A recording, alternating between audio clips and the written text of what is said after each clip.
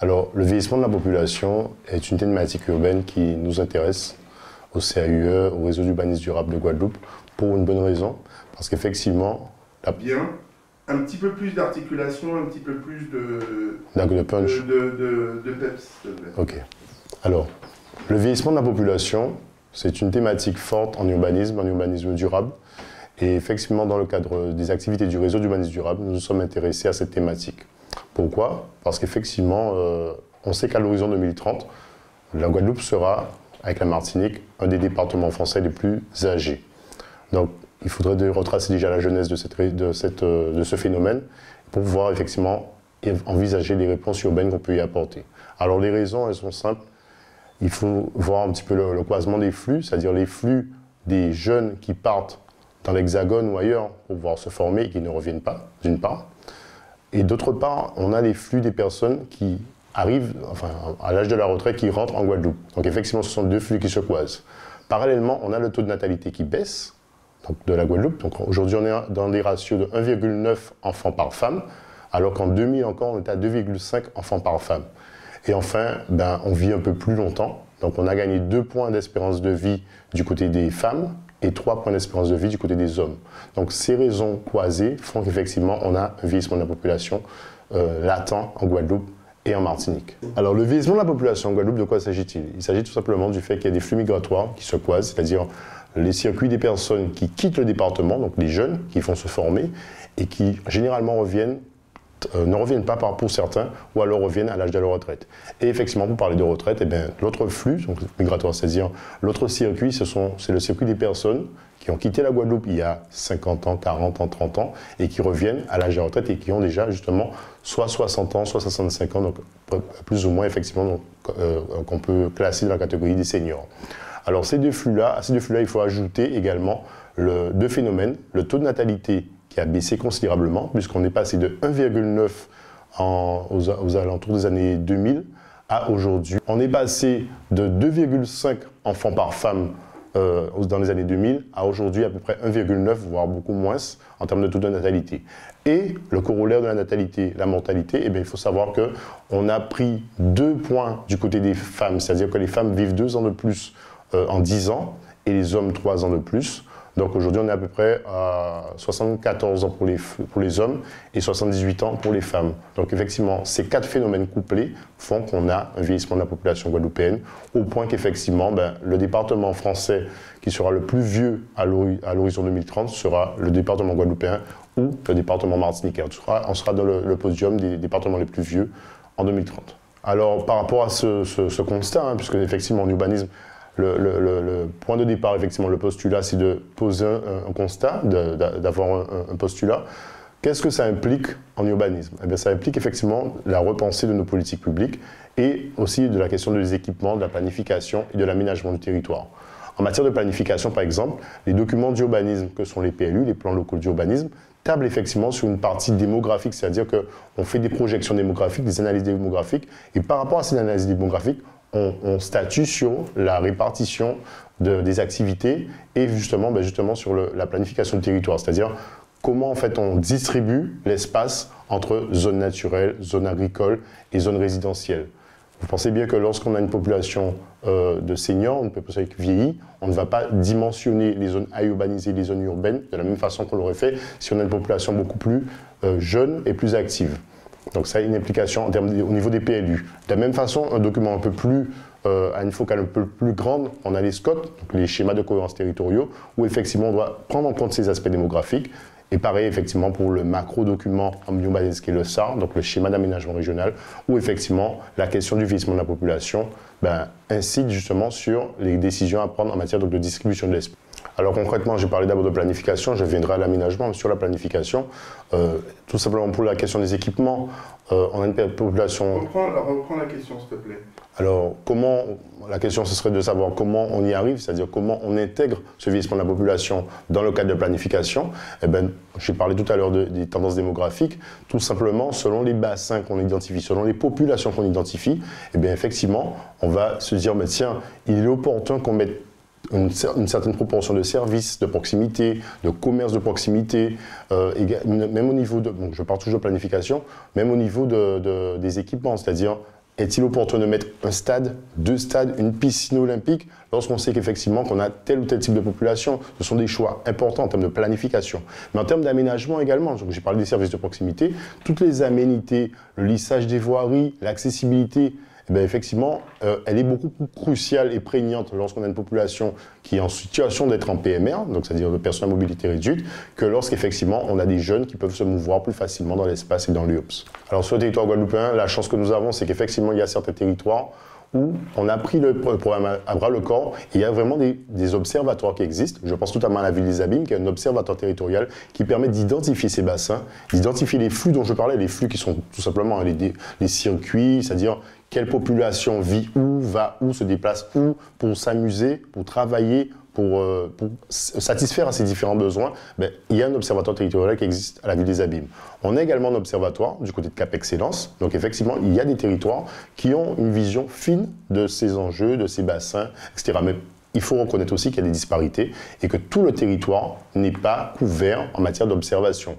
Lorsqu'on parle, je parlais effectivement d'équipement et de planification, on parle souvent de déserts médicaux et la crise actuelle nous montre justement encore de manière plus cruciale le problème des disparités et de déserts médicaux. Eh bien, il y a des territoires, je pense notamment au sud Basse-Terre, où on a vraiment des déserts médicaux. On a des doubles insularités, même si le terme peut faire jaser.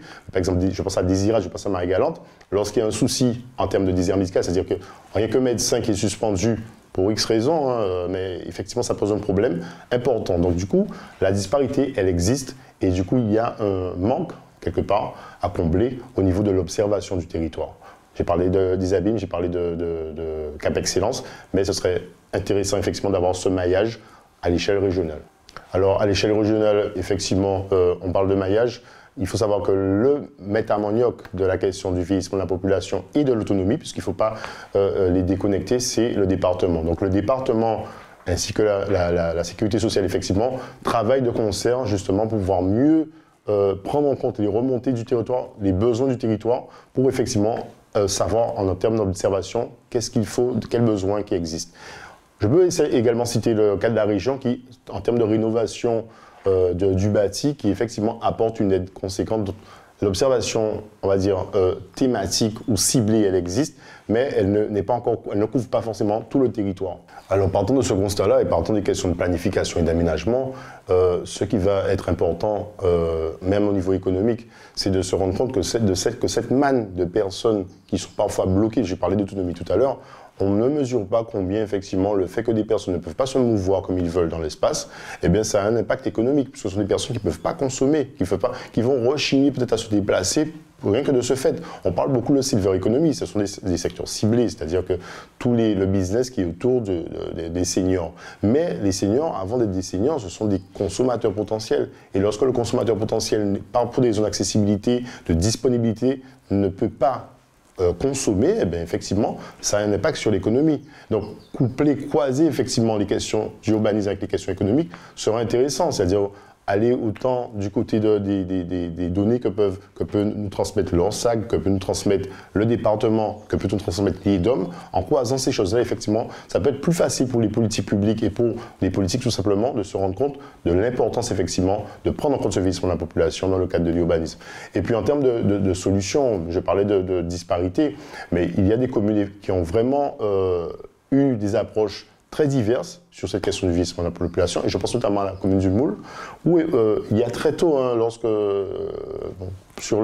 de l'événement, la survenue du cyclone Hugo en 1989, il se trouve que c'est une population qui vivait en littoral. À l'époque, qu'est-ce qui a été décidé? C'est que cette population, on va la protéger du risque, qu'ils étaient en littoral, et on va les reclasser du côté de Sergent-Bonan-Vassor. Donc ça, c'est une première approche qui a été faite. Donc il a fallu une analyse pour pouvoir prendre ces décisions. Ils ont été reclassés pour une bonne partie du côté de Sergent-Bonan-Vassor. Ça, c'est une approche du Moule. Il y a une deuxième approche du Moule qui est plus dans l'aspect tradi-modernité. Donc c'est du côté de Petitance où on s'est dit, tiens, on va garder une enveloppe, entre guillemets, créole, avec en termes de typologie architecturale, mais on va la coupler avec de la domotique, de sorte que les personnes, puisque l'aspect crucial, et on le connaît tous, on a tous des seniors autour de nous, alerte, très vif, mais il suffit qu'il y ait une chute et on a l'impression que la vieillesse leur tombe dessus. Donc, le cas de la modernité à petit temps, c'était ça, c'était de dire on garde un petit peu la typicité créole, mais on le couple avec de la domotique, et c'est ce qu'ont fait nos confrères de Génarchie, du côté donc, du Moule, avec le projet de Petitance. Et un troisième aspect, donc j'ai parlé du trait social, on va dire, du social ou du trait social, j'ai parlé d'une approche transitoire avec la modernité, et il y avait l'approche un peu plus en gentrification, comme ça peut se faire du côté de Costa Rica ou du côté de Medellín, où effectivement on s'est dit, le projet Royal Key, pour ne pas le citer, du côté du Moule, on s'est dit mais il y a aussi des personnes qui ont un certain portefeuille et qui sont des seniors et qui peuvent vouloir accéder à des services, du luxe, etc. Et tout. Et du coup, c'est une autre approche. Donc l'idée effectivement, c'est de donner le choix à l'éventail de populations seniors en termes d'urbanisme, en termes de solutions urbaines. Et c'est ce qui a été fait du côté du Moule. La gentrification, donc, basiquement, c'est le fait qu'effectivement un site, un espace, un quartier, une zone d'habitation s'enrichissent en fait, parce qu'effectivement, on parle de Bobo notamment du côté de Paris, on peut en parler du côté d'autres sites, effectivement, où on se prend d'amour pour un site et on fait quasiment une OAP là-dessus, j'achète, tu achètes, et finalement, ça fait remonter le prix des loyers. Ce qui se passe rue Paradis, par exemple, à Marseille aussi, où effectivement, ça monte un peu en gamme, mais avec un effet sur le quartier populaire, ses racines populaires se perdent, parce que moi j'ai bien aimé son charme, mais je le vide de sa substance moelle, et qui doit, du fait de la montée du prix des loyers, aller migrer ailleurs. Donc c'est ça un petit peu la gentrification, qui a ses bons côtés, mais qui a effectivement ce corollaire négatif. Et le Costa Rica, justement, lorsqu'on avait reçu, on avait fait un séminaire sur le vieillissement de la population, nous avions reçu un confrère du Costa Rica qui déplorait justement cette gentrification qui altérait fortement le vrai côté populaire de ces quartiers. C'est par exemple, on ne va pas citer d'opérateurs, mais c'est la possibilité de se mouvoir, d'avoir des alertes lorsqu'il y a une chute. Donc directement, en fait, tout est relié à un QG. C'est-à-dire qu'il y a un QG qui capte effectivement les déplacements de la population du senior et qui, lorsqu'il y a un souci, il y a une chute, il y a quel que soit le problème, tout de suite le QG alerte l'aidant, parce qu'on n'a pas parlé des aidants, mais c'est aussi une problématique, le fait que les aidants vieillissent. L'âge moyen maintenant des aidants pour les personnes âgées est entre 55 et 65 ans. Donc les personnes âgées vieillissent, les aidants vieillissent. Donc effectivement, il faut trouver des solutions par rapport à ça. Et la domotique peut y concourir. Et d'ailleurs, lorsque je parle de domotique, qui peut y concourir, un QG, c'est à peu près 8 personnes. Donc ce sont des jeunes qui peuvent trouver du travail en étant effectivement dans cette silver economy, dans cette domotique, en disant bon voilà, il y a une alerte, il y a une chute, voilà ce qu'il faut faire. Donc il y a aussi quelque part de l'emploi derrière, grâce à la domotique et grâce effectivement à la prise en compte du vieillissement de la population dans les projets d'aménagement. Alors sur le vieillissement de la population, on a parlé de solutions urbaines, ce sont des solutions techniques. Mais en dehors de solutions techniques, on a parlé par exemple aussi, on peut parler également donc de volonté par exemple de mettre en valeur ce qui est censé être notre patrimoine, notamment le lacou. Je pense au lacou. On a même des solutions un peu originales sur un lacou vertical qu'on étirerait effectivement et qu'on recréerait. Sauf qu'il faut comprendre qu'en dehors du technique, il faut aller à la base. Et la base, c'est quoi? C'est qu'on avait des populations avec une similarité de valeurs, une similarité en termes de corporation. Je pense à Darboussier, tout le monde va à l'usine, tout le monde rentre dans l'usine, la même fatigue, les mêmes soucis, les mêmes enjeux, le même avenir, le même horizon. Donc on a l'attitude, on a la légitimité au sein du lacou à donner un avis sur l'éducation de l'enfant, à donner un avis sur l'orientation même professionnelle de l'enfant, parce qu'effectivement on souffre ensemble, on vit ensemble, on mange ensemble. Un lacou vertical, c'est déjà autre chose, puisqu'effectivement, on verticalise cette vision. Donc, elle n'a pas la covisibilité horizontale qu'on connaissait. Donc, ça change déjà quelque chose. Et on peut parler de souffrance, parce que la souffrance, elle est où? Certaines personnes, dans le cadre de la rénovation urbaine, demandaient, basiquement, c'est des témoignages qu'on peut avoir, disaient oui, en bien vépati de l'arrière là, mais est-ce qu'un été à côté avoisinant? Et parfois, des promesses sont prises, bien sûr, oui, ok, au avoisinant, pas de problème. Or, lorsque le programme se monte, parce qu'on le connaît tous, et l'idée n'est pas de jeter la pierre, mais effectivement, dans le concret, en programmation, c'est très compliqué de la remettre à côté de sa voisine, et on a des drames humains. Il y a des personnes elles ont quitté leur case traditionnelle, où elles ont leur repère, elles ont leur voisine, elles ont leur champ, elles ont leur premier cercle, deuxième cercle, troisième cercle. Une fois qu'elles sont arrivées en EHPAD ou dans un appartement, tout simplement, même avec la domotique, tout ce que vous voulez, les personnes parfois ont vécu quelques temps, quelques jours. On a des personnes qui quelques jours, quelques semaines. Donc il y a une souffrance et on doit le prendre en compte, et non pas seulement ponctuellement sur des opérations, mais de manière plus globale dans le cadre de nos politiques publiques. Et justement, le département, pour ne pas le citer, après effectivement avoir un petit peu suivi les tendances, puisque la tendance était aux EHPAD, et je répète, l'idée n'est pas de critiquer les EHPAD, mais après une période où effectivement il y avait un petit suivisme, un petit peu des politiques publiques nationales, on va dire, mais là effectivement le département s'est saisi de la question et a commencé à se rendre compte que les gens veulent vivre et vieillir et mourir dans leur petit chez eux, comme il est. Ils veulent de l'autonomie, ils ne veulent pas être... Et effectivement, ça a été intégré dans le schéma départemental de l'autonomie, qui, dans la dernière version, effectivement, a beaucoup mieux pris en compte ces questions. Et pareil, du côté des bailleurs, il y a des solutions, je ne vais pas en citer un en particulier, mais pour effectivement mieux prendre en compte ce vieillissement, pour permettre que les personnes puissent se déplacer, se mouvoir dans de leur foyer, mais aussi de leur foyer à l'extérieur. Et ça, c'est le rôle, justement, des gros, donc c'est-à-dire des grosses collectivités, de permettre que l'on puisse vivre, s'amuser et même travailler, parce qu'on a une population senior aussi qui revient et qui veut travailler. On en parlait tout à l'heure récemment encore avec ma collègue, Madame Troplan, où effectivement on a cette manne de personnes qui revient et qui est intéressée à monter des activités, mener des activités avec les jeunes. Donc le générationnel et l'intergénérationnel, il a de l'avenir.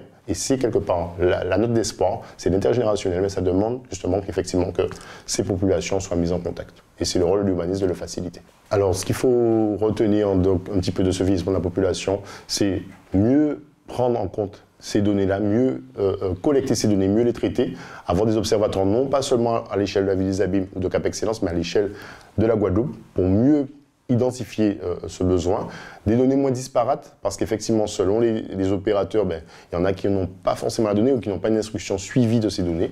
Et puis, effectivement, tout simplement écouter. Parce que, par exemple, le séminaire dont je parlais en 2017, parfois on arrive avec des solutions technologiques, on vient dire aux personnes, oui, il y a ci, il y a ça qui existe, et la personne nous dit tout simplement, comme je disais tout à l'heure, je veux juste être à côté de mon voisin, reloger près de mon voisin, je veux juste qu'on ne vole pas chez moi. On a eu le cas aussi des gens qui ne sont pas en sécurité chez eux. Donc, mieux écouter, mieux prendre en compte le besoin. Le besoin est très basique. Parfois, il y a des personnes qui veulent juste qu'on sépare les fonctions, qui n'est pas la cuisine, la salle de bain, etc. Dans un même espace. C'est leur besoin, ils l'expriment. Parce qu'effectivement, ils avaient une case traditionnelle où on avait la case diversifiée et la case Zantol, où c'était séparé. Et ils veulent peut-être retrouver ça ou pérenniser ça. Donc, écouter, être à l'écoute effectivement de la cible première qui est le senior, et nous, petits techniciens, essayer d'intégrer dans la planification comme dans l'aménagement du territoire.